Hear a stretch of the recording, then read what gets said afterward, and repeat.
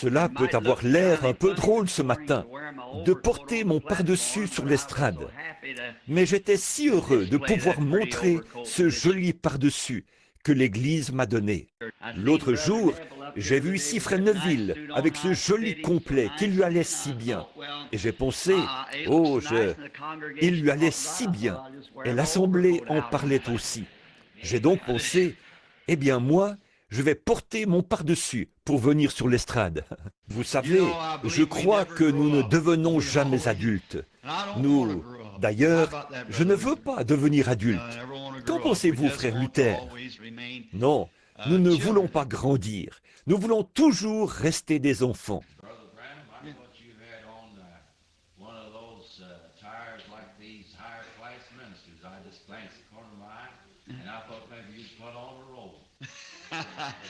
C'était élogieux pour ce beau pardessus. Je dois dire que que j'en avais vraiment besoin. Et c'est le meilleur que j'ai jamais eu. Et je l'apprécie vraiment beaucoup. Frère Roy Robertson, je ne sais pas s'il est ici ou non ce matin, mais il a eu quelque chose à dire quant au choix de ce pardessus. Il a vraiment fait un bon choix. Et nous sommes très, très contents de l'avoir. Ainsi, nous sommes très heureux d'être de retour dans la maison du Dieu vivant ce matin et de profiter de ces merveilleux moments de communion fraternelle autour de sa précieuse parole. Le Seigneur voulant, je devrais bientôt partir outre-mer. Vous avez dû voir dans La Voix, le journal des hommes d'affaires, que je vais partir outre-mer le mois prochain.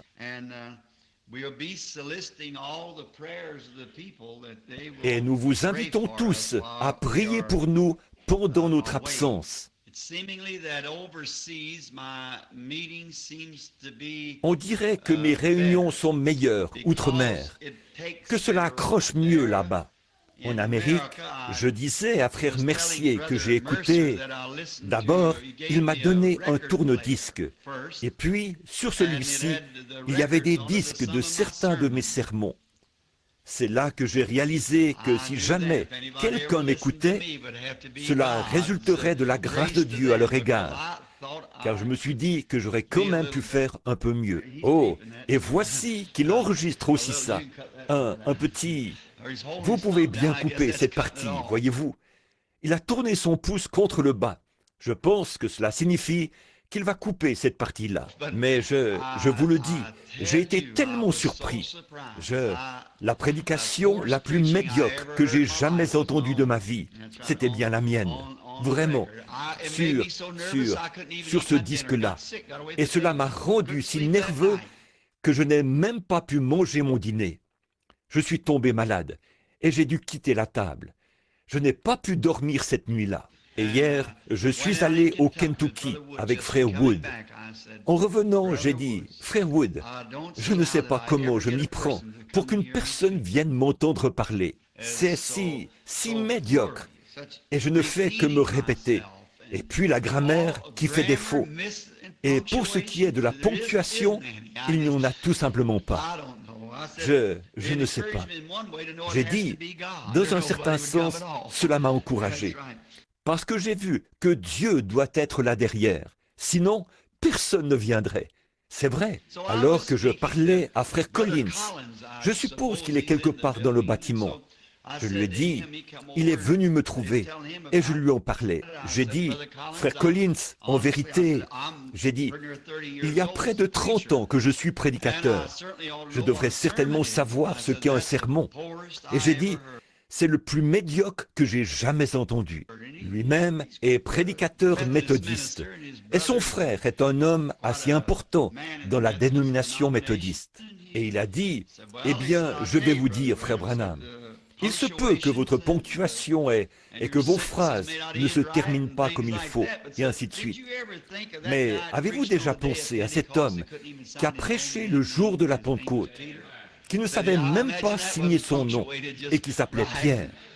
Il a dit, je peux m'imaginer que son discours n'était pas ponctué tout à fait correctement. Mais voyez-vous, ce qui incite un homme à regarder à cela, ce sont ces émissions radiophoniques qu'on entend, où tout est déjà sur papier. Vous voyez, ils peuvent donc mettre cela au net, avec la ponctuation et tout, parce qu'ils le lisent. Et je me suis tenu auprès de Charles Fuller, alors qu'il prêchait derrière une mangeoire à peu près grande comme ça qu'il utilisait comme estrade.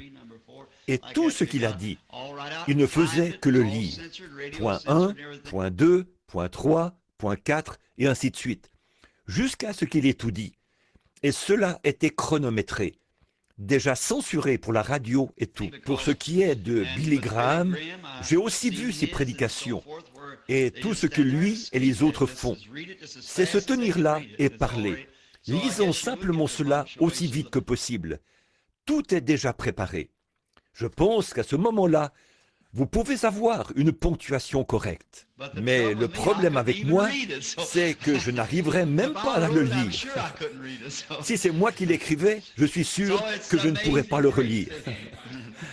Ainsi, c'est sa grâce étonnante, n'est-ce pas, en voyant ce qu'il peut faire pour nous. Mais je suis reconnaissant de pouvoir commencer maintenant, de terminer une année et en recommencer une nouvelle. J'ai écouté une ligne de prière et je n'étais pas non plus satisfait de la ligne de prière en écoutant cela. C'est la première fois que je m'écoutais apporter un message et assurément, j'ai été surpris. La ligne de prière ne va pas comme il faut. Et je pense qu'il viendra un temps où il faudra que les gens sachent tout en ce qui les concerne avant qu'ils croient. Dès le premier de l'an, je veux donc changer cela. Je commencerai simplement la ligne de prière. Et lorsque le Seigneur me parlera au sujet de quelqu'un, me disant que telle personne est en dehors de la ligne ou que quelque chose ne va pas, c'est sur cette personne-là que je m'arrêterai. Les autres passeront sans s'arrêter. Autrement, on ne peut pas en faire passer suffisamment, voyez-vous. Les gens connaissent leur état. Ils savent qui ils sont et ce qu'ils ont fait. Mais s'il y a quelque chose en eux qui n'est pas tout à fait en accord avec Dieu, alors ce sera le moment de s'arrêter sur cette personne, voyez-vous, et de se dire, voici la personne en question. Ainsi, je crois qu'il y aura des modifications qui se feront, frère Léo, comme j'ai entendu cela. Et j'espère que Dieu nous viendra en aide dans l'année à venir. Je crois que ce soir, il y aura service ici au tabernacle. Et je dois être là-bas, sur la route 62, avec le frère Raddle, ce soir. J'ai cru comprendre qu'il y aura un service de longue veille ici. Frère Raddle m'avait invité à participer à son service de veille. Mais j'ai pensé que peut-être je reviendrai au tabernacle pour ce soir-là, étant donné que j'essaie toujours d'être au tabernacle la veille du Nouvel An. Je voulais donc revenir pour être ici avec les frères. Aussi ai-je fait un genre de compromis. Je serai avec le frère Raddle ce soir, là-bas sur la route 62, à l'ancien club 62, qu'on a transformé en église. Et mercredi soir, je reviendrai ici pour le service de longue veille. Puis jeudi, nous partirons pour Chicago et nous continuerons pour aller ensuite à Philadelphie et de là, outre-mer. Et ce matin, nous ne voulons pas vous retenir trop longtemps parce que nous avons encore des entrevues et les services vont continuer. Oh, dites donc, depuis le dernier service de prière ici, je suis très reconnaissant des résultats qui sont ressortis du dernier service de prière. C'est vraiment merveilleux ce que le Seigneur peut faire lorsque son peuple s'assemble. Ceux qui sont, s'ils invoquent le nom du Seigneur, s'ils se rassemblent, je crois que c'est ainsi qu'il est écrit, et prient, alors Dieu les exaucera des cieux. Inclinons donc nos têtes un instant, tandis que nous nous tournons vers lui, afin qu'il nous donne l'inspiration nécessaire pour ce message. Seigneur, de génération en génération, tu as été notre refuge et notre force. Nos ancêtres, avant nous, se confiaient en toi, et ils n'étaient point confus. Ils ont cru en ton saint nom, et ils parurent comme des lumières brillantes. et nous considérons leur vie parce que, comme le poète l'a dit, elles laissent des empreintes sur les sables du temps. Nos départs laissent derrière nous des empreintes de pas sur les sables du temps. Alors nous voyons que ceux qui se sont confiés en toi, à coup sûr, s'en sont bien sortis. Quoiqu'ils aient traversé bien des eaux profondes et de grandes épreuves et des persécutions, malgré tout, tu finissais toujours par les en faire sortir plus que vainqueurs, parce que c'est ce que ta parole promise a dit que tu ferais. Et notre prière aujourd'hui, c'est que tu veuilles bien bénir cette petite église, bénir son pasteur, notre brave frère Neville, ainsi que sa famille. Nous te demandons d'être avec lui au cours de cette nouvelle année, de l'oindre d'une façon plus grande encore, et de le bénir à tous égards. Accorde une pleine santé à sa famille, aux tout petits qui grandissent. Garde frère Neville robuste et en bonne santé. Bénis également cette Église et chacun de ses membres. Le conseil d'administration, combien nous les aimons. Ce sont vraiment de vaillants hommes de Dieu. Et le conseil des diacres, eux aussi sont des vaillants serviteurs.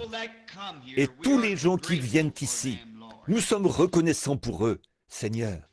Cela réchauffe le cœur de voir que ce petit étang et ce petit carré de mauvaises herbes qui se trouvaient là au coin de la rue il y a bien des années ont été transformés en un phare pour le royaume de Dieu. Et je prie, ô Dieu, qu'il reste debout jusqu'à ce que Jésus revienne. Puissent beaucoup de nobles âmes qui se sont trouvées ici, Seigneur, apparaître en ce jour-là, lavées dans le sang de l'agneau. Accorde-le. Et Seigneur, comme nous ouvrons ta parole bénie ce matin et que nous en tournons les pages pour y lire un texte, nous savons que toi seul peux en donner le contexte.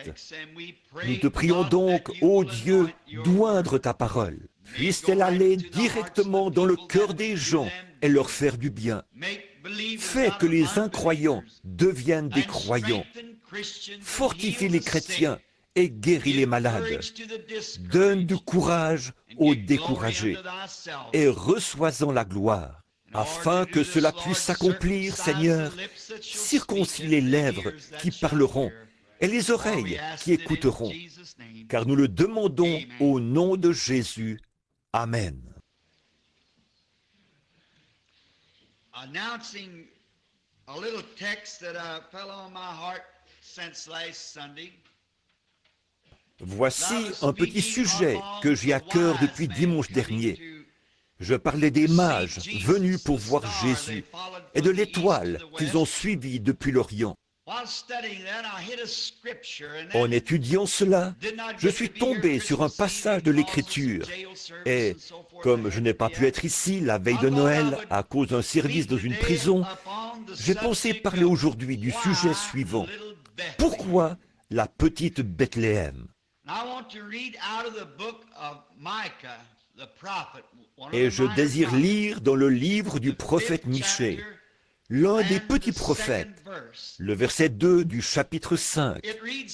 Nous y lisons ceci.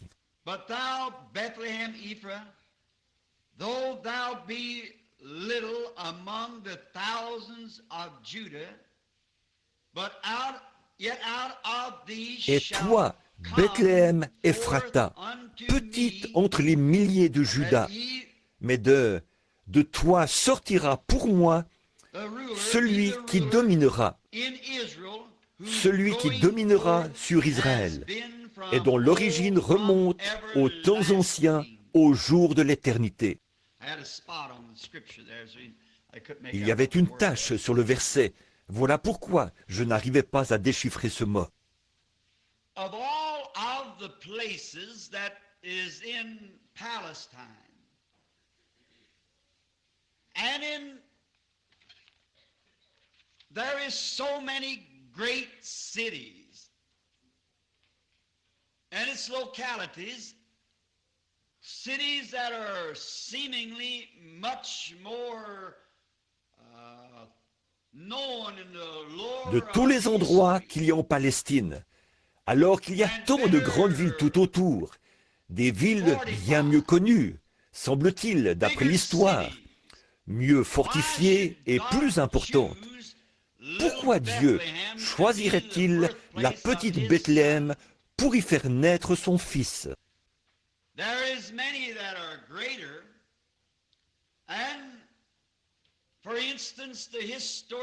Beaucoup sont plus importantes.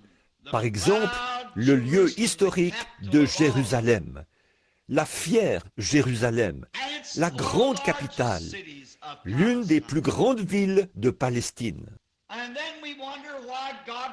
Nous nous demandons alors pourquoi Dieu choisirait la toute petite ville de Bethléem comme lieu de naissance pour son fils.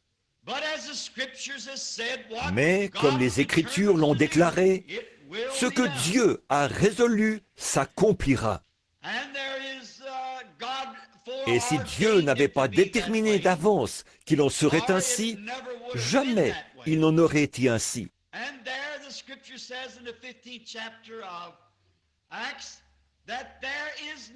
Et l'Écriture dit aussi, au chapitre 15 des Actes, que rien n'arrive par hasard. Dieu savait tout. Ce n'est pas simplement arrivé comme cela, par hasard. C'est que Dieu l'a fait arriver ainsi. Et puis, nous, avec notre petite intelligence limitée, nous nous mettons à réfléchir. Pourquoi le grand roi du ciel choisirait-il un petit endroit comme celui-là, au lieu de la capitale? Au lieu de... Il y avait même bien des endroits dont le passé spirituel était supérieur à celui de Bethléem.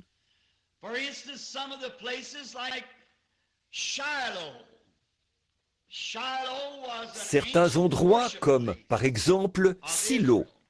Silo était un ancien lieu d'adoration pour Israël.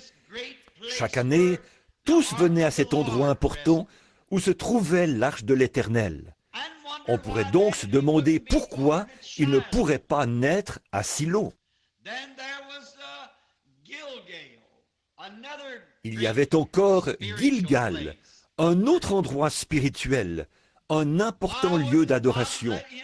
Alors, pourquoi Dieu ne l'a-t-il pas laissé naître à Gilgal?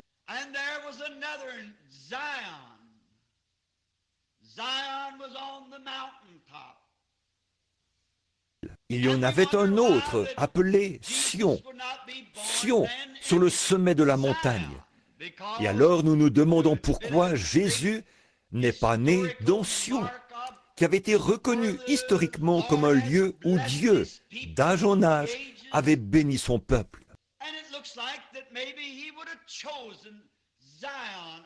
Il semble qu'il aurait peut-être pu choisir Sion, ou Gilgal, ou Silo, ou bien un des autres endroits illustres où il y avait eu de grandes bénédictions et de grands enseignements. Et il y avait d'autres villes célèbres, comme par exemple Hébron. C'était l'endroit où pouvait aller l'homme qui cherchait une ville de refuge, un lieu sûr. Ramoth, en Galade, était un autre de ces endroits de refuge où les gens pouvaient venir, ce qui en faisait un endroit fort approprié comme lieu de sa naissance. Et peut-être que si moi j'y avais réfléchi, je l'aurais amené à Kadès Barnéa, car là se trouvait le siège du jugement, de même qu'un endroit de refuge. Peut-être l'aurais-je amené dans cette région-là, pour qu'elle lui serve de lieu de naissance. Ou peut-être aurions-nous choisi l'une ou l'autre des autres villes. Mais vous savez, je suis si content que dans la Bible, même les tout petits détails ont une grande importance. Je crois que c'est Jésus qui a dit ceci. Vous négligez, ou plutôt, vous faites ce qui est plus important dans la loi, mais vous négligez les petites choses. Or, ce sont parfois les petites choses qui tiennent les grandes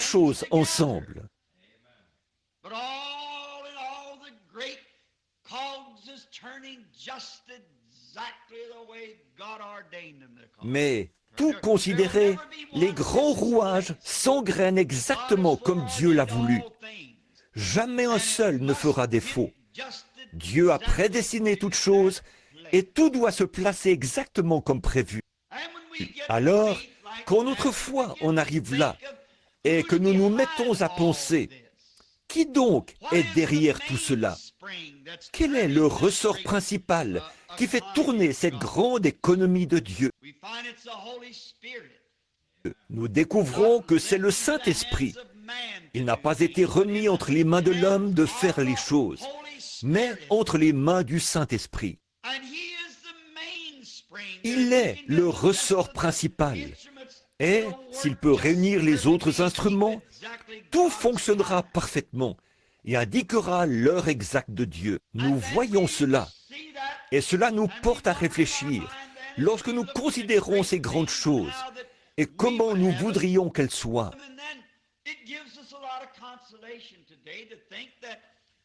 Il est alors vraiment réconfortant aujourd'hui de penser que même si nous sommes un petit groupe de gens, même si nous sommes insignifiants aux yeux du monde et des plus grandes églises dénominationnelles, parfois Dieu utilise ces petites choses simples malgré tout, car il est aussi écrit dans les Écritures: « Ne crains point, petit troupeau, car votre Père a trouvé bon de vous donner le royaume. » Quel réconfort pour moi de savoir qu'aussi sûr que Jésus devait naître dans la petite Bethléem, de même ce petit troupeau sera celui à qui le Père donnera le royaume, parce que c'est écrit.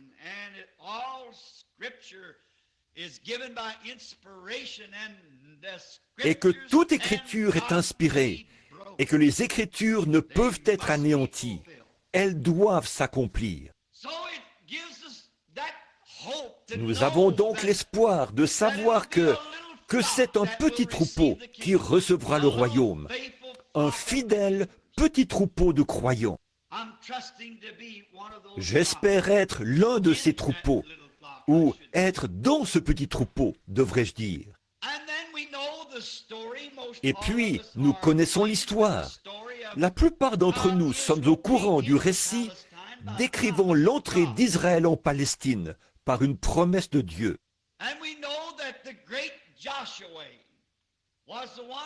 Nous savons que le grand Josué fut celui qui assigna à chaque tribu sa part. Et alors, certainement que si nous avions le temps de rester sur ce sujet d'ici à 6 heures ce soir, et d'examiner ces choses dans l'ordre pour en faire ressortir toute la signification. Mais cela ne nous est pas possible, car nous n'avons que 30 ou 40 minutes. Nous ne pourrons donc toucher que les points principaux, espérant que le Saint-Esprit placera, pour vous qui lisez la Bible, le reste dans votre cœur au fur et à mesure que nous avançons. Saviez-vous que ces portions, telles que Josué les a assignées, là en Palestine, ont été données par inspiration? Et les mères israélites de ces patriarches, lorsque le bébé était en train de sortir, qu'elles étaient là dans les douleurs, en train d'accoucher de leur enfant, elles ont prononcé l'endroit précis où ces patriarches s'établiraient et se trouveraient dans les derniers jours. Vous parlez d'inspiration. Cette Bible est inspirée. Peu importe combien petit, chaque petit passage de l'Écriture a une place tellement importante dans la grande image.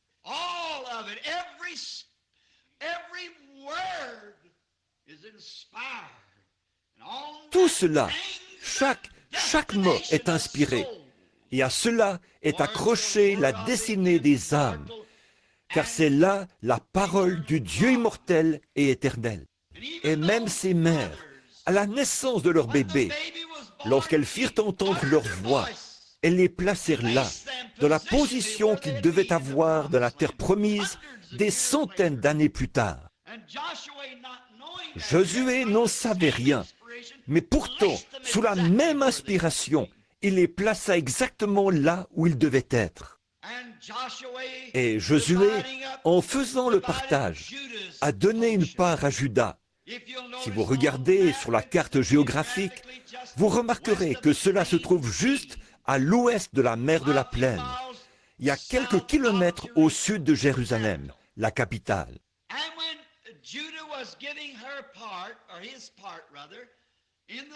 Et lorsque Juda a reçu sa part dans le pays, nous pourrions l'appeler sa province.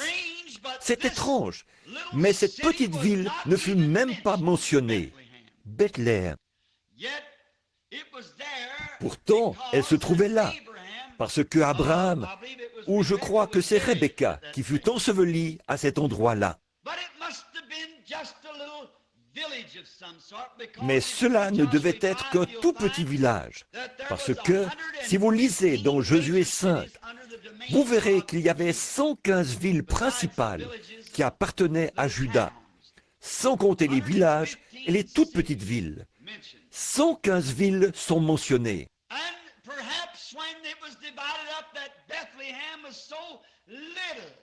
Peut-être qu'au moment du partage, Bethléem était tellement petite, avec peut-être une ou deux petites maisons, qu'elle ne fut même pas mentionnée dans l'héritage. Et puis, nous voyons qu'en fait, elle n'a jamais été connue. Le fils de Caleb est celui qui l'a fondée. Il s'appelait Salma. C'est lui qui en était le fondateur. La Bible dit qu'il en était le père, c'est-à-dire qu'il était le fondateur de Bethléem. Autrement dit, il est probablement allé s'installer là-bas et y a ouvert des commerces. Et les échanges commerciaux ont contribué à son développement. Nous découvrirons la véritable raison pour laquelle, plus tard, le pays tout entier fut jaloux de ce petit coin de pays qui s'étendait vers le nord et vers l'est et qui descendait un peu en pente vers le sud, formant une sorte d'éperon.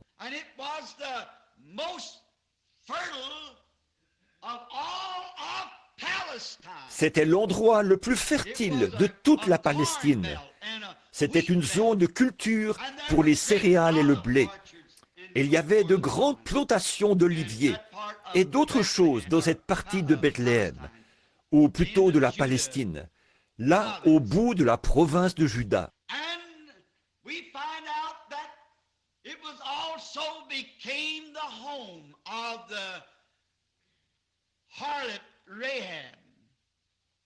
Nous découvrons que la prostituée Rahab est également allée s'installer là-bas. Après qu'Israël eut franchi le Jourdain, qui marquait la frontière de la Palestine, nous connaissons l'histoire de Rahab, la prostituée.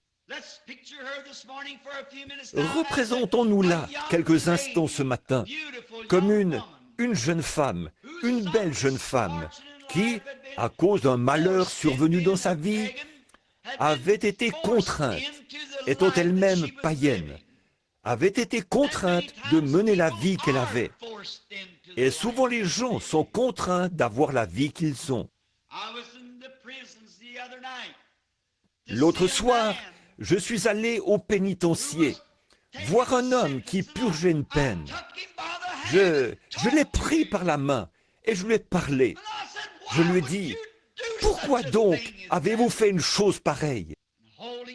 Et, en me tenant la main, il s'est mis à parler. Il avait été contraint à faire ce qu'il avait fait. Et alors, je lui ai dit, « C'est que vous avez laissé cette chose vous contraindre à faire cela. Vous n'êtes pas obligé de faire cela. Aucun homme n'est forcé de boire. » J'ai dit, « Je suis moi-même nerveux, mais il n'est pas nécessaire d'avoir cela. » Et cette jeune femme, dès qu'elle eut entendu parler d'Israël pour la première fois, et de ce Dieu qui était un Dieu qui exauce les prières, pas simplement un Dieu qu'on prie, mais un Dieu qui répond ensuite. Lorsqu'elle a entendu parler d'un Dieu qui accomplissait des miracles, qui pouvait faire des miracles, qui avait asséché la mer et fait pleuvoir du pain du ciel, alors son cœur s'est mis à trembler. Et alors, lorsqu'elle a entendu son premier message de la bouche de 2 prédicateurs qui s'étaient rendus là, rapidement, elle l'a accepté de tout son cœur. Et un fil cramoisi fut attaché à sa fenêtre pour servir de protection à sa maison, parce qu'elle avait reçu le message. Je pourrais ajouter quelque chose ici. Saviez-vous qu'elle était un type de l'Église des nations? Elle faisait partie des nations, et elle était un type de l'Église des nations. Quand nous avons entendu le message, nous menions tous une vie de prostitution spirituelle, commettant de la fornication spirituelle contre le Dieu du ciel, dans toutes sortes de choses, toutes sortes de dénominations et de religions. Mais lorsque nous avons entendu dire qu'il y avait un Dieu qui vivait toujours et qui pouvait accomplir des miracles, rapidement, nous avons reçu le message. Et c'est à ce moment-là qu'a été appliqué le sang du Seigneur Jésus, ce que représentait le cordon de fil cramoisi. Et sans aller trop dans le détail, vous savez qu'elle l'a suspendu à sa fenêtre à la vue de tous. Le sang était exposé publiquement. C'est ainsi que le sang doit être exposé publiquement, suspendu au mur extérieur pour montrer que quelque chose s'est passé à l'intérieur. Il en est de même pour le véritable croyant en Christ ce matin.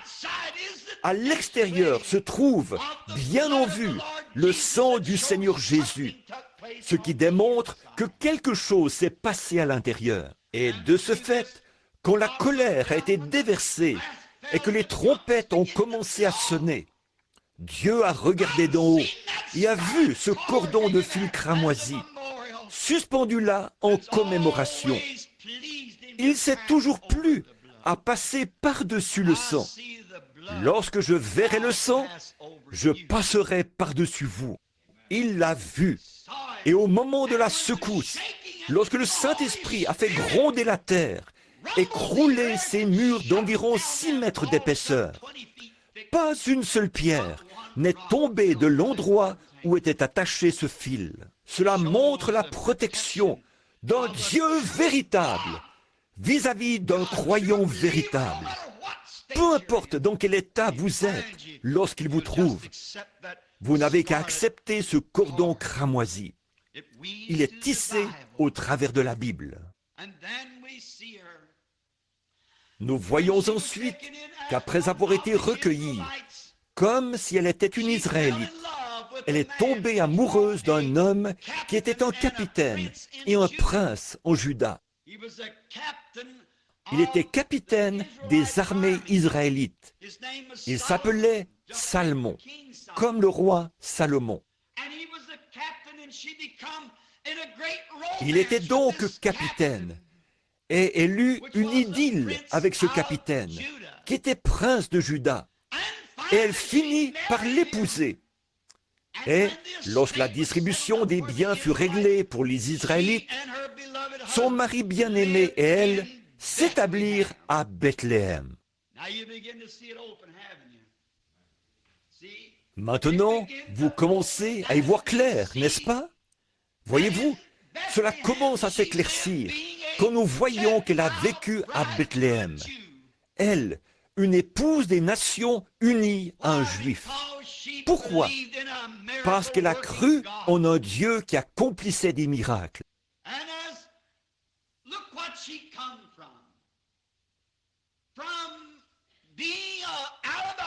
Regardez d'où elle est sortie, d'une maison malfamée, d'une maison de prostitution.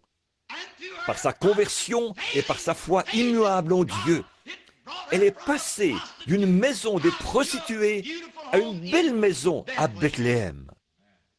Quelle différence! C'est ce qui se passe pour chacun d'entre nous. D'une maison d'incrédulité, de frustration, d'actes immoraux et tout, à une place une position en Christ qui est des plus belles. Du ridicule au sublime. Voilà la différence que cela fait grâce à notre conversion. Et avez-vous remarqué qu'elle a épousé un prince de la maison de Juda, un capitaine. Ce capitaine représentait Christ, qui s'est choisi une épouse parmi les nations, passant de la place la plus basse à la principale et à la meilleure du pays. Nous démontrerons un peu plus loin au cours de notre message qu'il en a été ainsi et qu'il ne pouvait pas en être autrement. C'était là un type de l'Église des nations. Et nous voyons qu'ils ont eu une jolie maison à Bethléem, étant donné que Salmon l'avait fondée et qu'elle allait devenir un endroit important avec ses bonnes terres fertiles.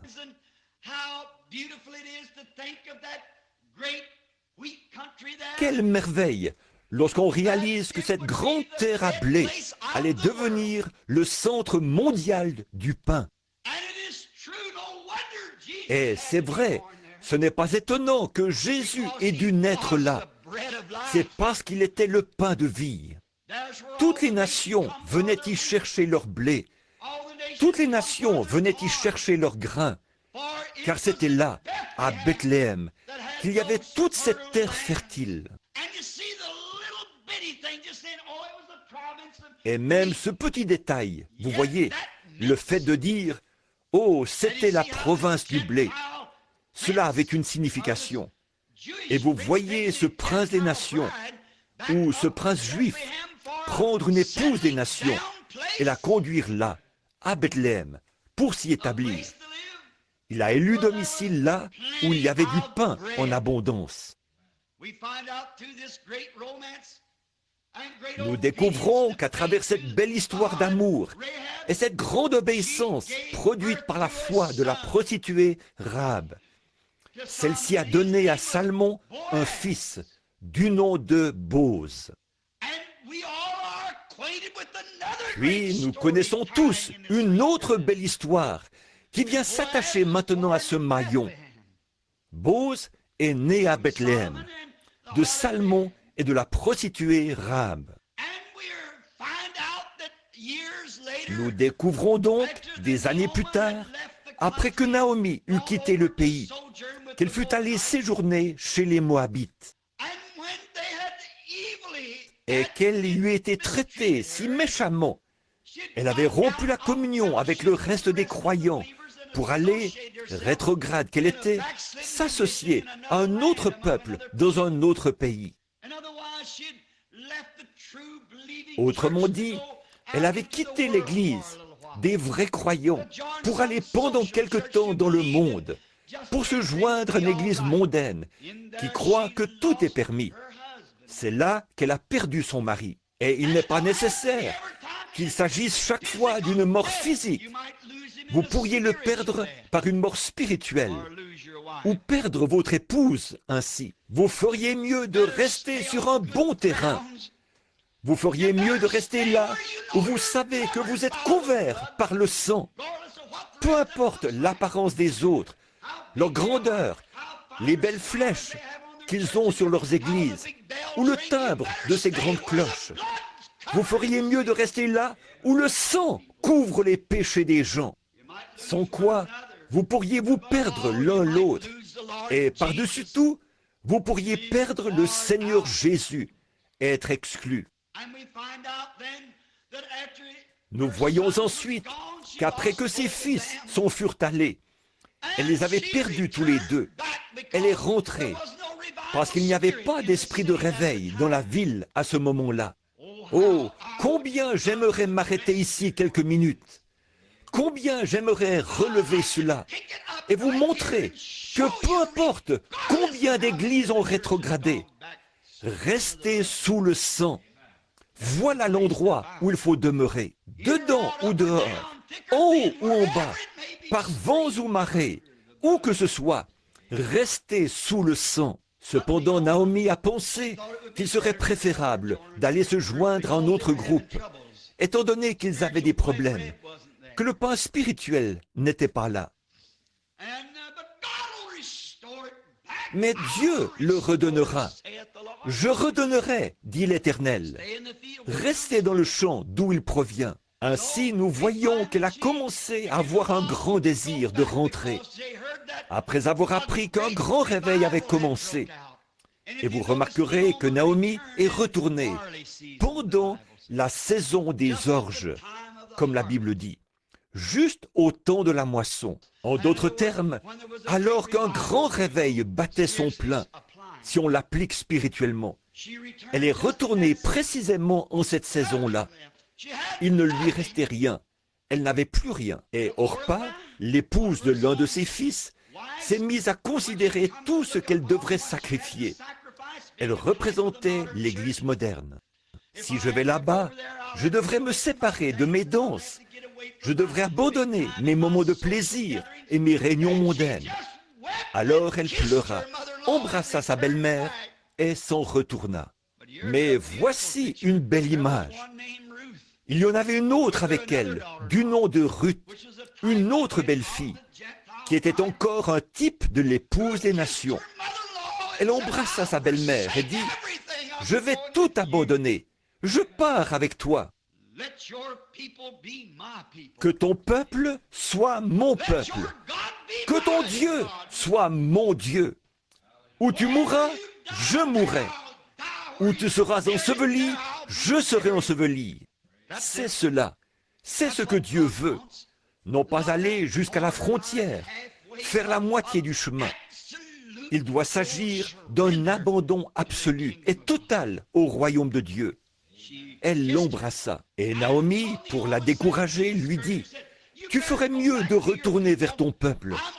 Je suis âgée et il n'y a plus de fils en moi. » La loi déclarait qu'elle devait attendre un fils. Elle dit, « Mais il n'y en a plus en moi. Et même si j'avais un mari et que j'ai ensuite un fils, tu serais alors trop âgé pour l'épouser. Donc retourne vers ton peuple. » Mais Ruth dit, « Je ne retournerai pas. » Une foi enracinée, fondée, une foi parfaite était entrée dans le cœur de Ruth. Elle dit, « Je vais avec toi. » Et elle s'attacha à elle. Elle se cramponna à elle. « Je serai là où toi tu seras. » J'aime cela. Nous connaissons la suite de l'histoire. Nous savons que ce grand Bose, qui était le maître de la moisson, s'occupait de la moisson à ce moment-là, et qu'il était un parent de Naomi.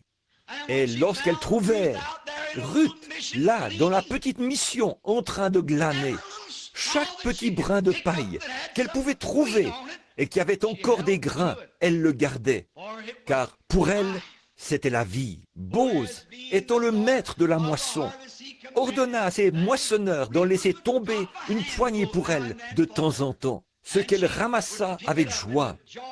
Ce jour-là, elle bâtit ce qu'elle avait glané, et on récupéra un grand tablier tout plein. Et lorsque Bose sortit, lui le maître de la moisson, et qu'il regarda Ruth et vit sa fidélité, il tomba amoureux d'elle. Observez Bose, qui représentait Christ. Où se trouvait-il? À Bethléem. Où Ruth était-elle arrivée? À Bethléem. Où glanait-elle? À Bethléem. Pouvez-vous voir toute la portée spirituelle de ceci? Le cadre dans lequel se déroule cette grande scène? Dieu connaissait tout cela depuis le début. Alors elle commença à interroger sa belle-mère sur ce qu'elle devait faire. Et finalement, Ruth épousa Bose. Encore là, une femme des nations mariée à un prince en Juda. Et elle s'établit et vécut à Bethléem. Ô toi, la petite Bethléem, n'es-tu pas la moindre des principales villes de Palestine? Mais il a plu à Dieu, dont la connaissance et l'origine remontent aux temps anciens, au commencement, d'y faire naître son Fils. Il sait tout et fait concourir toutes choses, juste comme il faut. Ruth épousa donc Boz là-bas. Et lorsque Ruth et Boz se sont mariés, si nous avions le temps de nous attarder sur cette belle histoire, l'une des plus belles scènes d'amour de tous les âges, lorsque Ruth et Boz se sont mariés. Et vous rappelez-vous? Oh, arrêtons-nous juste une minute ici. C'est simplement trop bon pour laisser passer cela. Ruth était une femme des nations. Elle n'avait pas d'héritage avec les Juifs, tout comme nous, des nations, n'avions pas d'héritage. Naomi était donc celle qui, en fait, devait hériter. Mais puisqu'elle avait perdu tout ce qu'elle avait au début, que tous ses biens avaient été vendus aux enchères publiques, elle avait donc été excommuniée et elle était partie. Alors, lorsqu'elle est revenue, il n'y avait qu'une personne qui pouvait racheter son héritage perdu. C'était le parent le plus proche d'elle. Boz savait cela. Il devait donc trouver un moyen de s'approprier cette jeune fille des nations pour en faire son épouse. Et que lui a-t-il fallu faire? Il lui a fallu acheter tous les biens de Naomi afin d'obtenir Ruth, car celle-ci faisait partie des biens de Naomi. Et le seul homme qui pouvait racheter, c'était quelqu'un de la famille, un proche parent. C'était là la loi de la rédemption. Et le seul moyen pour Christ de racheter la possession d'Israël rétrograde, c'était d'en devenir un parent. Et la seule façon pour Dieu de racheter la race humaine, c'était que Dieu lui-même devienne chair. Et Jésus était Dieu qui s'est fait parent de la race humaine. Il était Emmanuel. Il est devenu parent. Il a pris sur lui, non pas la forme d'un ange, mais la forme d'un serviteur qui a lavé les pieds et vécu. Et les renards avaient des tanières, les oiseaux du ciel avaient des nids.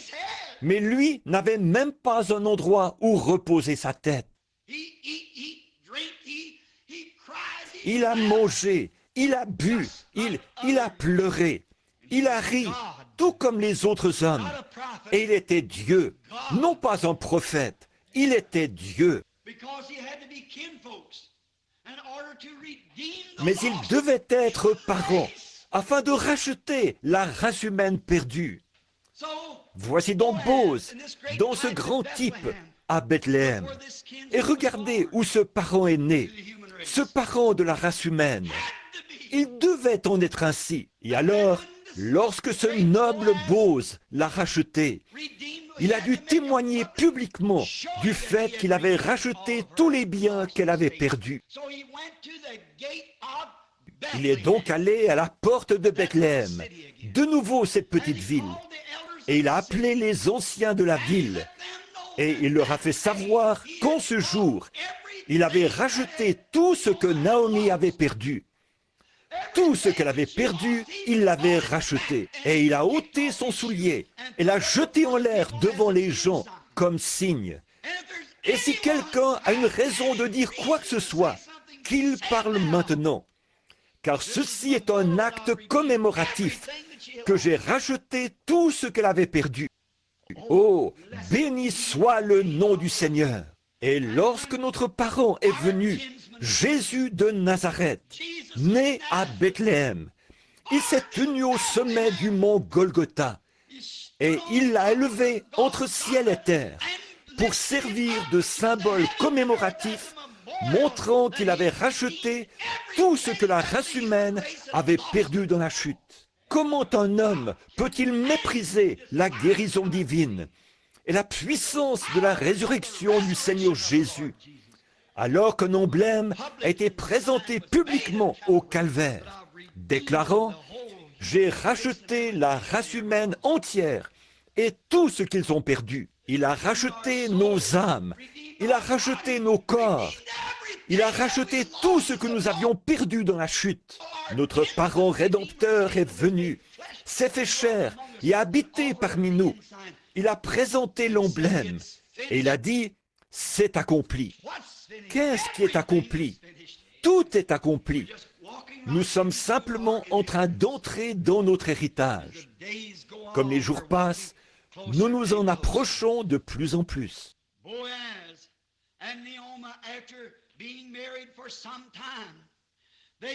Boaz et Naomi, ils étaient mariés depuis un bout de temps, quand leur est né un fils qui a encore ajouté à la lignée, Obed, et lui aussi a engendré son fils, lequel s'appelait Isaïe.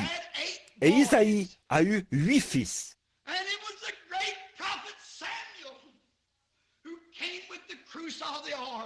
Et le grand prophète Samuel est celui qui est venu avec la corne d'huile. Ce grand prophète est allé vers Isaïe et a dit, « Dieu a choisi l'un de tes fils pour diriger et servir mon peuple. » Et c'était là derrière, dans les champs, dans un petit enclos où se tiennent les bergers, que l'on fit chercher un petit garçon au teint coloré, maigre d'apparence, David, le plus jeune. Et Samuel a versé sur lui l'huile d'onction, en présence de tous ses frères et de tous ceux qui étaient là, prouvant que Dieu l'avait oint pour roi. Et où était-ce? À Bethléem. Gloire à Dieu dans les lieux très hauts. Ce n'est pas étonnant. À Bethléem, c'est là qu'il a été oint pour roi.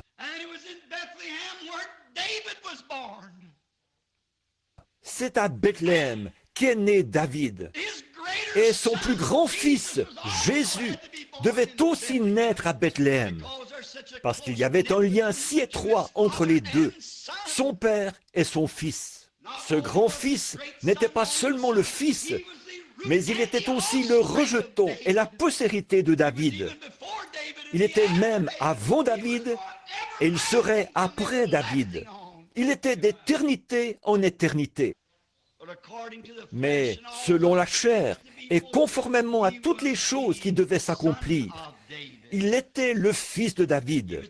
Il devait naître des années plus tard dans cette même Bethléem, cette petite ville abandonnée. Mais pendant tout ce temps, l'avez-vous remarqué? Il y avait là un grand mystère puissant à l'œuvre que personne ne semblait comprendre. Il en est de même dans la Bethléem de Dieu aujourd'hui.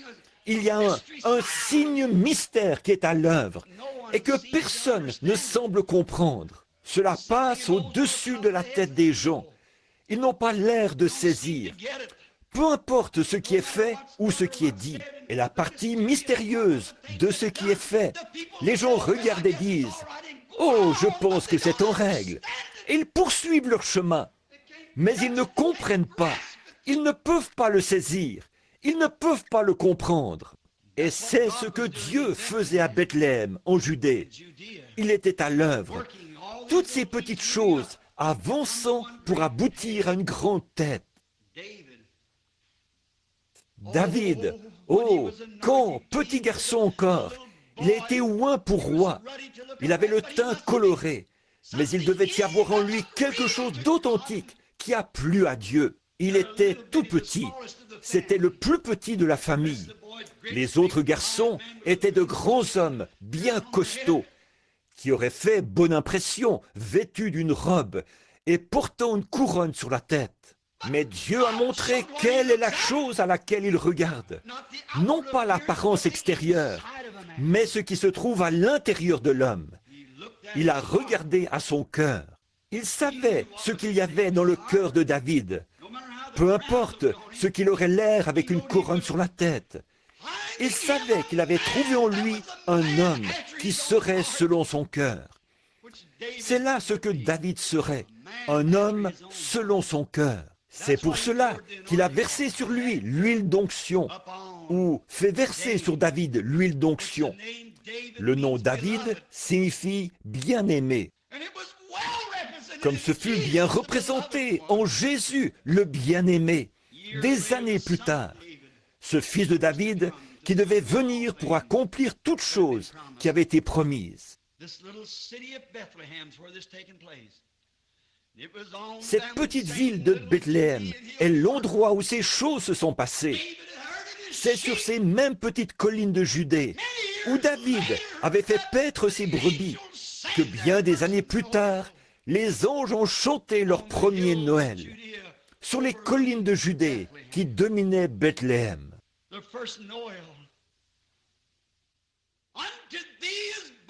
Le premier Noël, dans la ville de David, il vous est né Christ le Seigneur.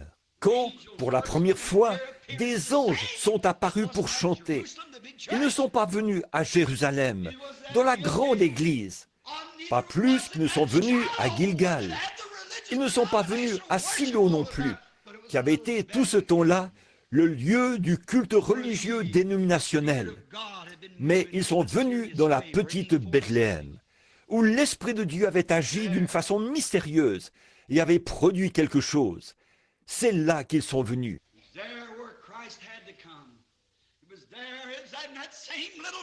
C'est là que Christ devait venir. C'est là, dans cette même petite ville, qu'est né un roi, qu'une mère, une vierge, allait enfanter son fils premier-né. Dans sa petite forteresse fut abrité et logé le roi des rois et le seigneur des seigneurs. Non seulement Samuel est venu verser l'huile d'onction, mais Dieu l'a répandue sur lui et sur le monde. Christ le Seigneur. Les anges ont proclamé sa venue et ont chanté aux bergers qui, sur le flanc de la colline, avaient suivi David le roi bien des années auparavant. Voyez-vous le mystère de Dieu et combien il est grand? Il est né dans cette importante région où l'on cultivait le blé. Or, le blé fait partie des éléments de base pour le maintien de la vie. Et il était le pain de vie. Je suis le pain de vie. Celui qui mange ma chair et boit mon sang a la vie éternelle et ne mourra jamais, ni ne viendra en jugement. Mais il est passé de la mort à la vie. Bethléem, le nom Beth-El, B-E-T-H, Beth. Beth en hébreu signifie maison. Et elle est l'abréviation d'Elohim. Elohim veut dire Dieu. B-E-T-H, Beth. Et elle, c'est Elohim, c'est-à-dire Dieu, la maison de Dieu, où est déposé le pain de vie. Et elle, H-E-M. Terminez ce mot et ramenez votre L avec votre E. Cela signifie une miche de pain en hébreu. El-M. Et elle, c'est Dieu, Elohim. B-E-T-H, c'est pain. Ou B-E-T-H, c'est maison. Et elle, c'est Elohim abrégé. Et alors, El-M, c'est pain. Qu'était-il? La maison du pain de Dieu. La maison du pain de Dieu. Maison, Beth, Elohim, Dieu. El-Hem, pain. La maison du pain de Dieu. Voilà la signification de Bethléem. Où aurait-il pu naître ailleurs que là? Pourtant, c'était caché à tous, excepté à ce prophète. Il a dit, c'est de Bethléem qu'il sortira. Il regardait à Jérusalem. Il cherchait dans tous ces grands silos. Il regardait partout. Mais il est venu de Bethléem, parce que c'était la maison du pain de vie de Dieu. Il est le grenier de Dieu pour le monde. Et c'est là qu'il est né, à Bethléem. Il ne pouvait naître nulle part ailleurs. On pourrait relever bien des choses importantes que j'ai notées cette semaine en étudiant les différents aspects spirituels liés au fait qu'il devait naître à Bethléem. Lorsque j'ai touché ces quelques points, le Saint-Esprit m'a saisi. J'ai dit, « Oh Dieu, Cela suffit. Je le vois à présent. Il ne pouvait naître nulle part ailleurs qu'à Bethléem. C'était le lieu de provenance du pain pour la nation. Le pain de toute la maison d'Israël provenait de là. Et lui, il était le pain de vie qui est descendu du ciel, la manne spirituelle. Il devait donc venir de Bethléem, l'endroit où on allait faire la queue pour avoir du pain, l'endroit où se trouvait le pain. Bethléem, l'endroit où on faisait le pain. Or Jésus, qui était le pain de vie, a dit « L'homme peut en manger et ne jamais mourir ». Un autre événement important que je ne voudrais pas oublier de mentionner, c'est lorsque David a traversé son moment le plus pénible.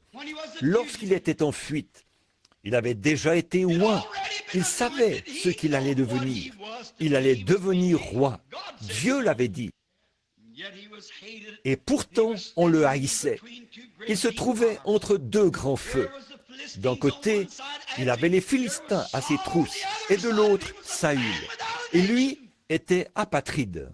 C'est ainsi que se tient l'Église aujourd'hui, la véritable Église vivante de Dieu. Elle est sans dénomination ou quoi que ce soit d'autre. Elle se tient seule, mais cependant, l'onction a été répandue sur elle. Elle sait ce qu'elle est. Comment donc cela peut-il bien arriver avec le diable de part et d'autre, s'acharnant contre David? Il s'était réfugié dans des forteresses et dans des cavernes dans le désert, essayant de se cacher, avec une poignée de fidèles guerriers, juste quelques-uns qui croyaient comme lui. Mais ces hommes avaient foi en Dieu, que celui-là serait le roi. Ainsi en est-il des croyants aujourd'hui qui sont cachés ici et là, mais ils savent qui va venir comme roi. Peu m'importe qui va être président, nous savons qu'il vient. Et cela semble plus loin que jamais, tandis que la science essaie d'avoir le dessus en disant « Nous pouvons fabriquer un homme, nous pouvons faire ceci, nous pouvons prendre un lapin, en prendre le pollen et faire un autre lapin. » Essayons de réfuter la parole de Dieu. Mais il y a un peuple qui croit Dieu et qui tient ferme plus que jamais. Quoi qu'il advienne, ils croient Dieu. Dieu a raison. Ils tiennent la main immuable de Dieu. Au milieu des combats, au milieu des larmes, au milieu de la maladie, de la mort, au milieu de tout, ils tiennent toujours la main immuable de Dieu. Ils savent qu'il vient bientôt comme roi. Les gens aujourd'hui rient et se moquent d'eux. Ils les traitent d'exaltés. Ils les traitent de tout. Mais ces combattants de Dieu restent fidèlement leur poste. Vous pouvez bien les appeler un groupe de guérison. Vous pouvez bien les appeler une bande de fanatiques. Ou tout ce que vous voudrez. Ils resteront attachés à ce roi. Ils savent qu'il va accéder au pouvoir, qu'ils prennent son nom en vain, qu'ils se moquent, qu'ils rient, qu'ils appellent les gens qui croient en lui des bannis, le rebut.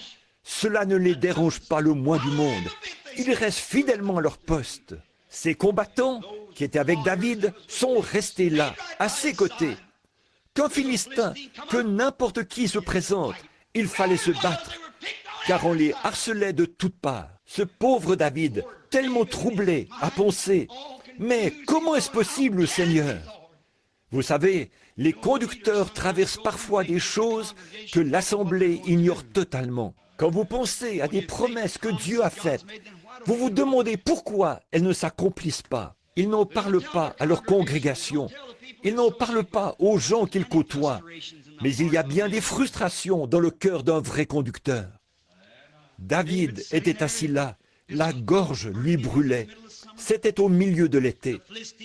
Les Philistins tiraient parti de la division entre David et Saül. Saül cherchait David partout. Les Philistins aussi. Et puis les Philistins cherchaient les Israélites. Vous parlez d'un temps de confusion. C'était à peu près comme maintenant.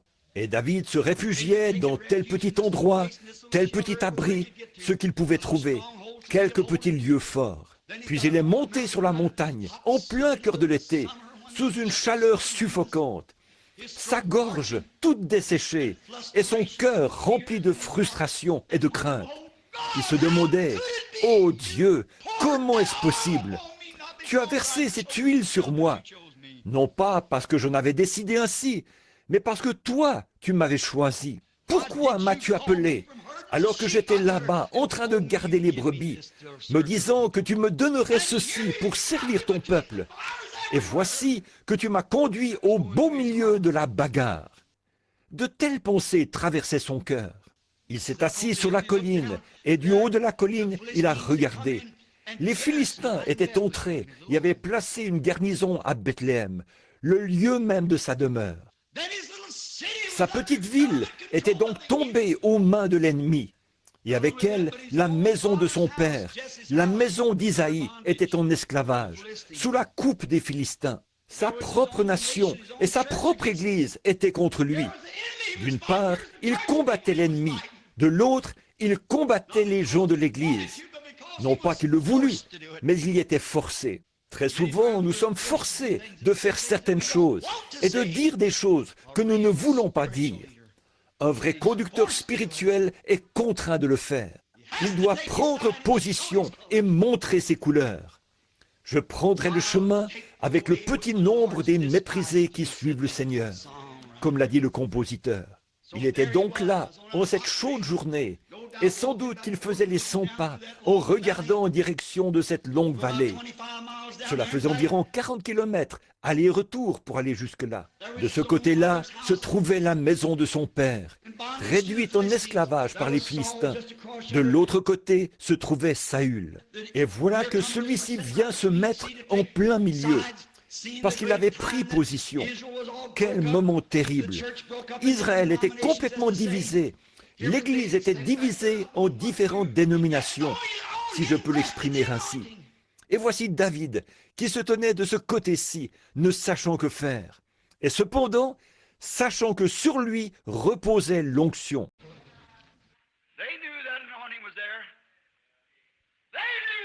Il savait que l'onction était là. Il savait que David allait être roi. Alléluia! Nous savons qui va être roi. Peu importe qui va être président. Je sais qui va être roi. Il sera roi. Et je sais qu'il n'est pas facile de prendre position. Mais, ô Dieu, aide-moi à fermer mes yeux aux dénominations et à tout le reste, et à fixer mon regard sur ce que je vois là-bas, dans le spirituel. Il est le roi qui vient. C'est lui que je servirai. S'il me faut mourir, alors laissez-moi mourir. Si cela me coûte ma famille, mes bien-aimés, ma dénomination, si cela me coûte tout ce que j'ai, laissez-moi le servir. Je resterai avec lui. Voilà les combattants de Dieu, tels que ceux qui étaient avec David.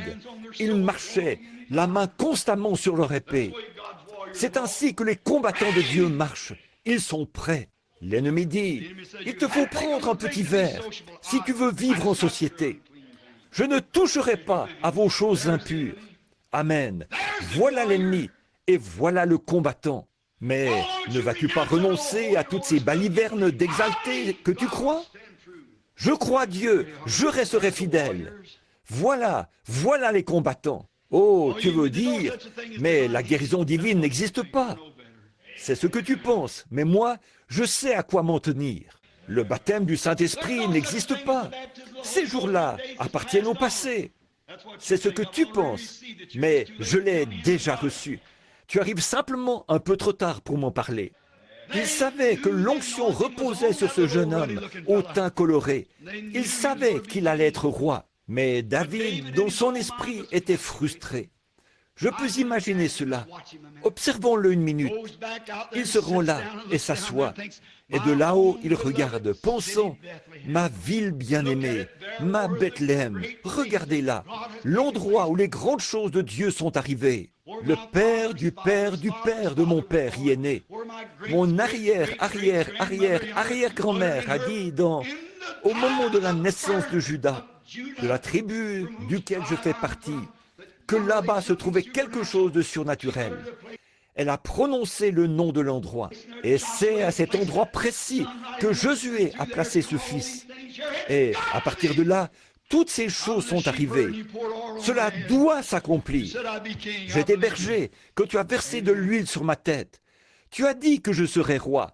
Je te crois. Amen. Puis il regarde là en bas de nouveau et songe.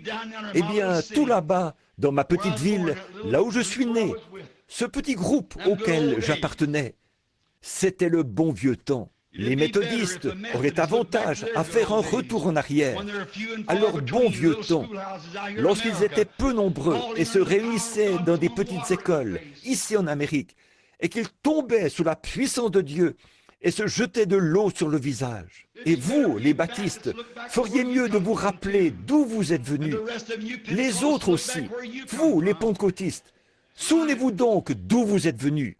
C'est vrai. Voici que, dans le feu du combat, David se met à penser. Oh, je me rappelle ces nuits où je couchais là-bas sur le flanc de la colline. Je me rappelle lorsque j'observais les étoiles se déplacer dans le firmament et que Dieu parlait à mon cœur de petit garçon. Je me rappelle ce jour où je suis tellement entré dans l'esprit à contempler les nuages et les verts pâturages que, poussé par l'esprit, j'ai chanté à plein gosier. L'Éternel est mon berger, je ne manquerai de rien. Quand je marche dans la vallée des ombres de la mort, je ne crains aucun mal, car tu es avec moi. Oh là là! Et voici qu'il était précisément dans les griffes de la mort à ce moment-là, et des deux côtés.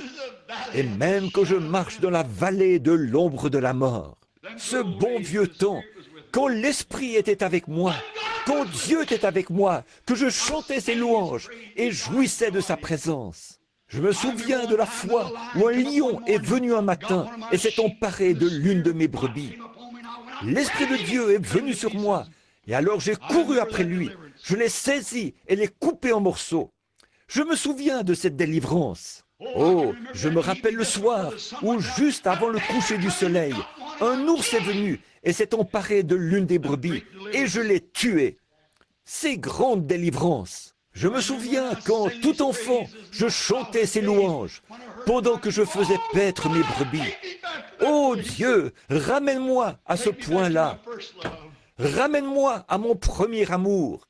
Ramène-moi là-bas et redonne-moi mon bâton de berger. Redonne-moi mon troupeau de brebis. Laisse-moi tout seul là-bas à t'adorer.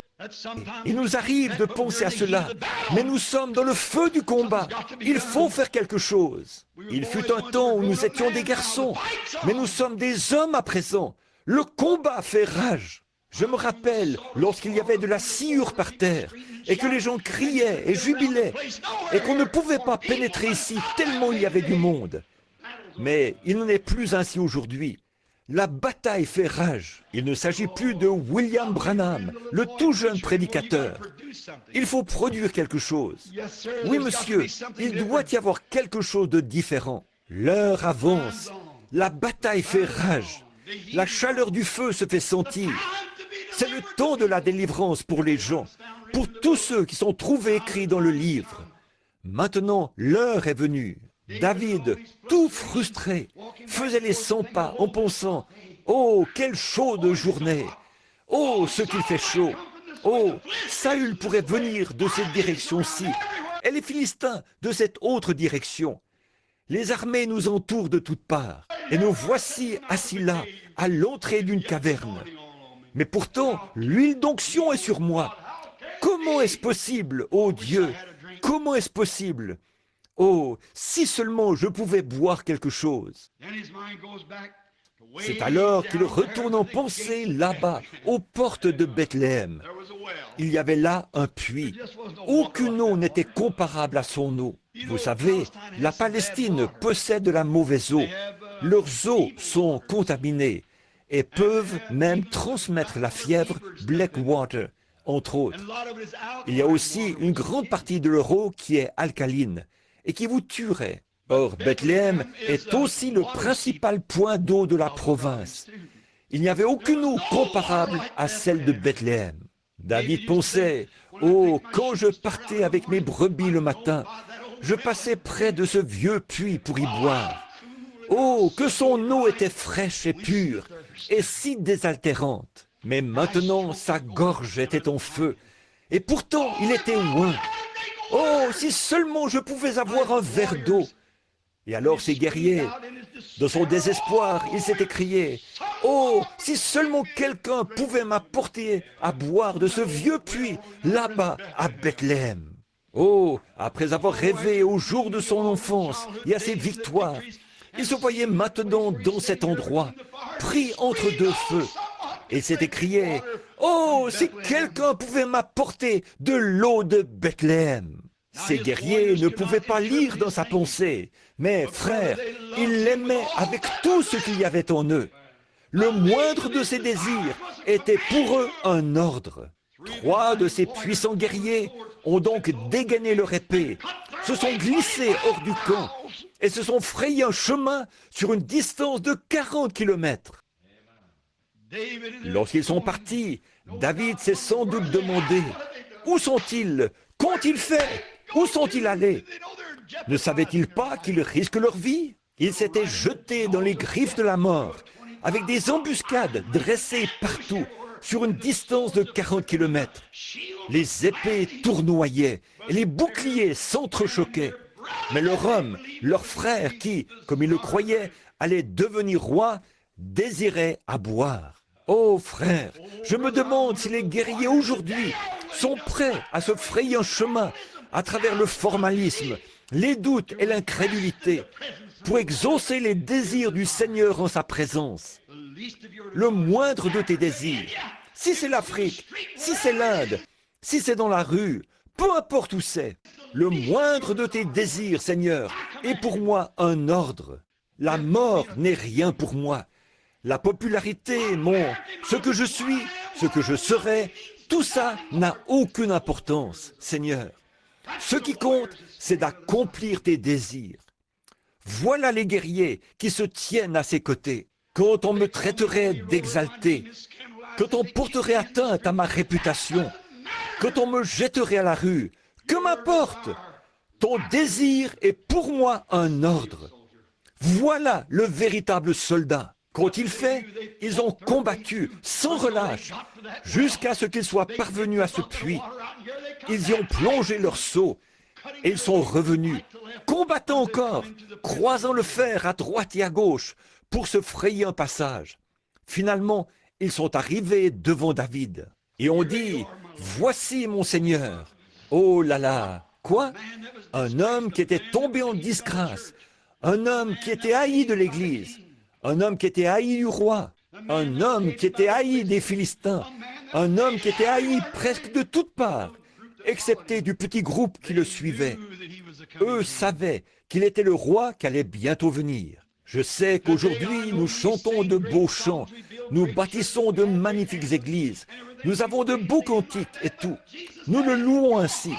Seulement, Jésus a dit, « Mais votre cœur est éloigné de moi, car vous enseignez des préceptes qui sont des commandements d'hommes. » Que le Saint-Esprit vienne et fasse quelque chose dans l'Église, montrant la présence de Jésus-Christ, et ils vous jetteront dehors. C'est en vain que vous m'honorez.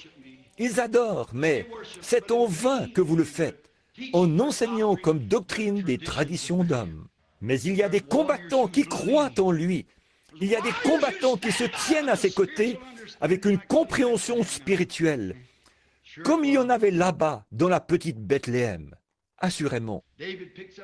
David a pris ce seau d'eau, l'a regardé, et la Bible dit qu'il l'a répandu par terre. Il a dit, « Seigneur, loin de moi la pensée de boire cela, parce que tes guerriers ont risqué leur vie pour aller là-bas et pour m'apporter cette eau. C'est là le sang des hommes. Je ne peux pas le faire. Et cette eau pure, pour laquelle ils avaient risqué leur vie, en franchissant les lignes ennemies et en se rendant là-bas, David l'a répandu par terre, comme offrande volontaire au Seigneur. Ce n'était pas un geste mesquin, c'était simplement pour accomplir les Écritures. Parce que, bien que Jésus de Bethléem soit le pain de vie, il est aussi l'eau de la vie, assurément. Qu'a-t-il fait? Il était représenté à la fois en David et en ses guerriers, parce qu'il était le roi, et il était le guerrier qui est venu et s'est frayé un passage à travers les lignes de l'ennemi. Amen. Il a conquis la mort, l'enfer et la tombe.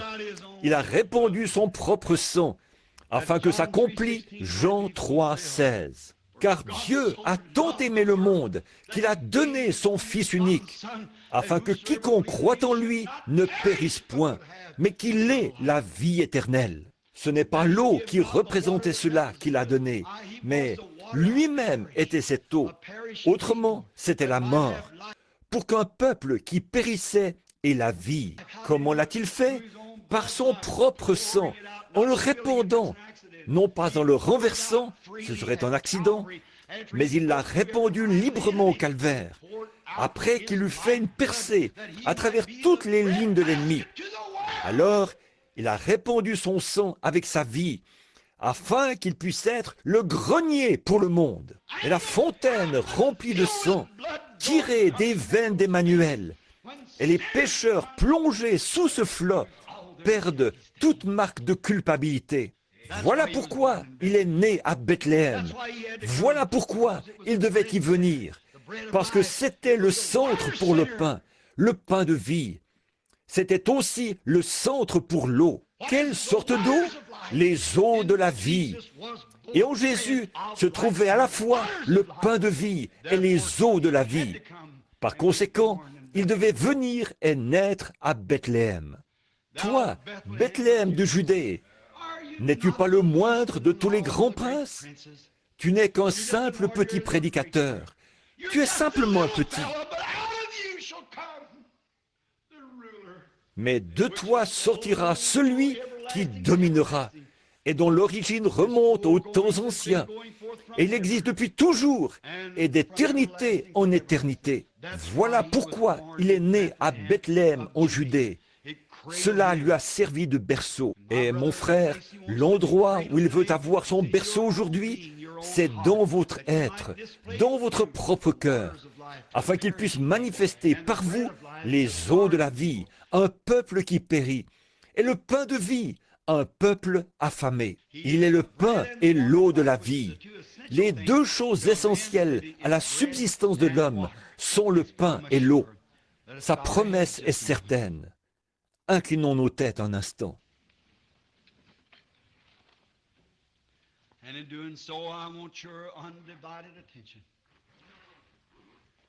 Je désire maintenant avoir toute votre attention.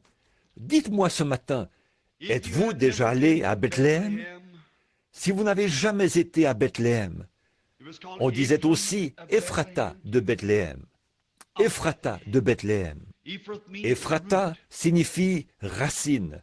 Cela vient du mot H-E-M-P, hemp, ce qui signifie racine.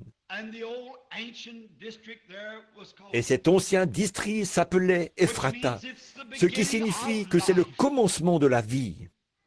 Christ a dit, « Si vous demeurez en moi, je suis le cep et vous êtes les sarments. Il est la racine de toute vie. » Si vous n'êtes jamais allé à Bethléem, Ephrata de Bethléem, venez ce matin, recevez-le comme votre sauveur, et il vous pardonnera vos péchés. Voulez-vous lever la main vers lui en disant, « Seigneur Dieu, sois miséricordieux envers moi maintenant, tandis que je viens à Jésus de tout mon cœur. Je viens à ta Bethléem, l'eau et le pain de la vie. Je l'accepte maintenant comme mon sauveur personnel. Que le Seigneur te bénisse, jeune homme, là derrière. Que le Seigneur vous bénisse. Que Dieu te bénisse, petit. Y aurait-il quelqu'un d'autre qui voudrait dire, « Je viens maintenant, je ne prends rien avec moi. Je me tiens ici assoiffé, la gorge sèche. Je me demande où aller pour trouver la vie véritable. Je me le demande. Je me suis joint à différentes églises. Que Dieu vous bénisse, sœur. Je me suis joint à des églises. J'ai fait tout ce que je pouvais, frère Branham. Mais je ne suis jamais encore entré en contact avec cette vraie source de vie. Je viens maintenant, Seigneur, pour la recevoir. Il est ici pour vous. Voulez-vous simplement lever la main et dire, « Me voici, Seigneur. Je suis celui qui se tient ici et qui a un besoin. » Que le Seigneur vous bénisse, tandis que nous prions. Ô Seigneur Dieu, ce petit message entrecoupé, apporté à partir des Écritures, présentant les différents symboles que tu y as placés, Peut-être sont-ils cachés aux yeux des sages et des intelligents pour être révélés aux enfants, lesquels sont disposés à apprendre. Cela montrait la petite Bethléem, la moindre de toutes. Comment le prophète a-t-il dit cela? N'es-tu pas la moindre entre les principales villes? Mais Dieu a trouvé bon de faire sortir de ce petit endroit insignifiant le chef d'Israël. Seigneur Dieu, d'un petit groupe de gens qui sont lavés par le cordon de fil cramoisi du sang du Seigneur Jésus. Tu feras sortir à travers ce groupe, Seigneur, quelque part dans ce monde, Christ de nouveau, qui pètera toutes les nations avec une verge de fer. Je te prie, Père divin, d'être miséricordieux envers chacun d'entre nous qui sommes présents maintenant. Et puissons-nous venir à ta Bethléem. Oh, venez tous, fidèles, comme nous l'avons chanté, venez à Bethléem. Seigneur, fais-leur voir qu'il ne s'agit pas de se rendre dans une petite ville là-bas, qui une fois servait de symbole, mais de se rendre à la réalité. Jésus-Christ, le pain et l'eau de Dieu, de la vie. Et ceux qui ont levé la main, reçois-les dans ton royaume à l'instant même, Seigneur. Car c'est par leur foi qu'ils le reçoivent. C'est par la foi qu'ils ont levé la main. Et c'est par la foi que je crois que tu les reçois. Garde-les, Seigneur, à Bethléem, où ils ne s'égareront jamais et ne s'en iront jamais comme Naomi. Et si les temps deviennent difficiles, puissent-ils ne pas bouger de Bethléem? Bientôt, ça ira mieux. Accorde-le, Seigneur. Et maintenant, je te prie d'être miséricordieux envers ceux qui sont malades et affligés. Il y en a ici, Seigneur, qui ont besoin d'être touchés par ta main guérissante. Ô Seigneur, tu as restauré Bethléem et l'as ramenée à toute sa gloire précédente. Tu l'as restaurée au temps de la dépression, quand elle était malade. Tu l'as ramenée et tu as fait venir Naomi à la saison des orges. Et maintenant, Père, nous te prions de ramener chaque Naomi et chaque personne ici qui est dans le besoin. Je te prie, ô Dieu, ô Seigneur, nous sommes en pleine saison des orges. Ce grand pain d'orge qui a été vu roulant de la colline jusque dans le camp de l'ennemi. Je te prie, ô Dieu, d'amener ce grand pain d'orge dans le bâtiment maintenant et qu'il serve d'expiation pour les maladies des gens, aussi bien que pour le péché, et guéris chaque personne qui se trouve dans la présence divine. Je sens, Seigneur, peut-être n'est-ce qu'une impression personnelle, mais je sens que tu es prêt. Je sens ta proximité. Maintenant, ici, je crois que tu es ici. Je ne dis pas ceci à cause des gens. Ô toi qui connais le cœur de l'homme, je prie, Seigneur, qu'il puisse, d'une façon ou d'une autre, saisir la vision ce matin comme ces guerriers. Que ta grande omnipotence, ta grande puissance, ta grande présence, ce que tu es, le Fils de Dieu, le Roi, le Oint, que tu es au milieu de nous.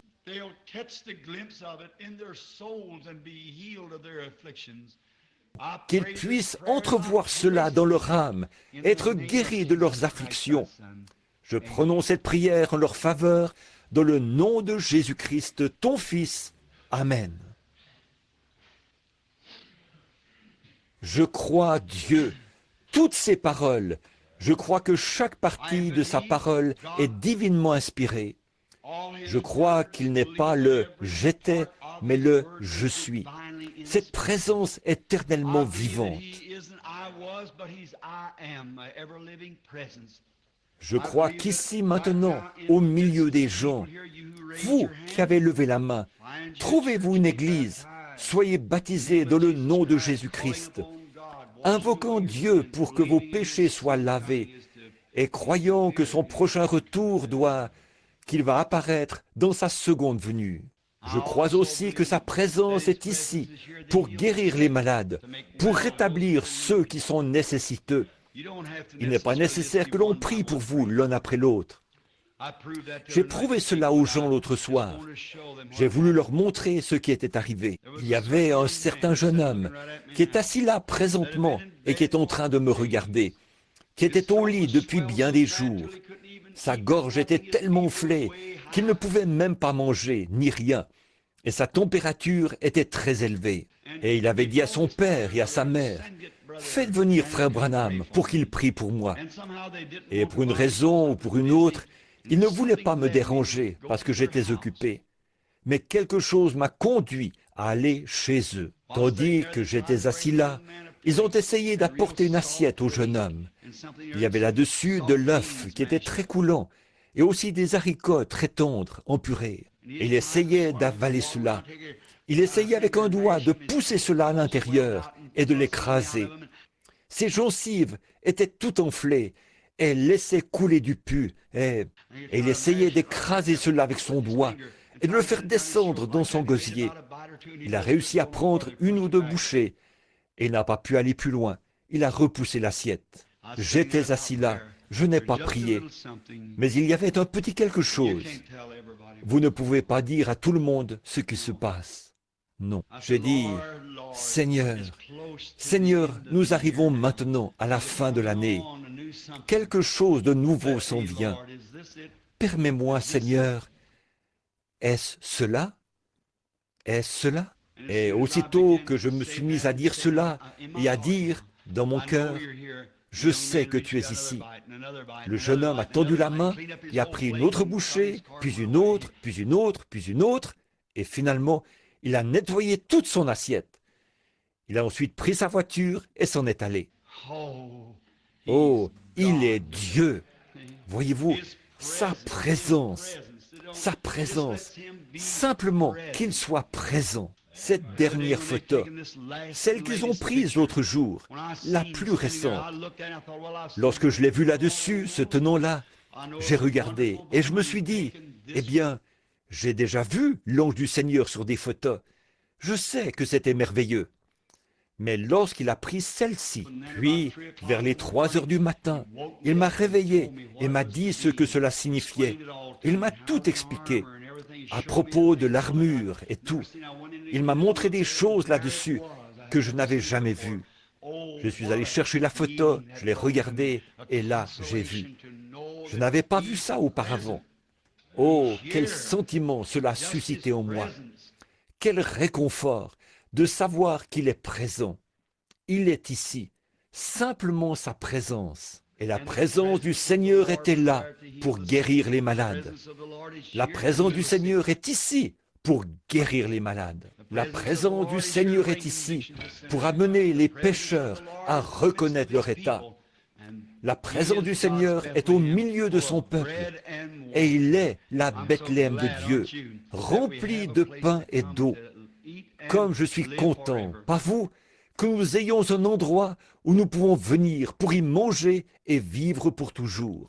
Maintenant, que le Seigneur vous bénisse. As-tu quelque chose à dire, frère? Levons-nous un instant. Ce vieux cantique que nous avons l'habitude de chanter en nous séparant.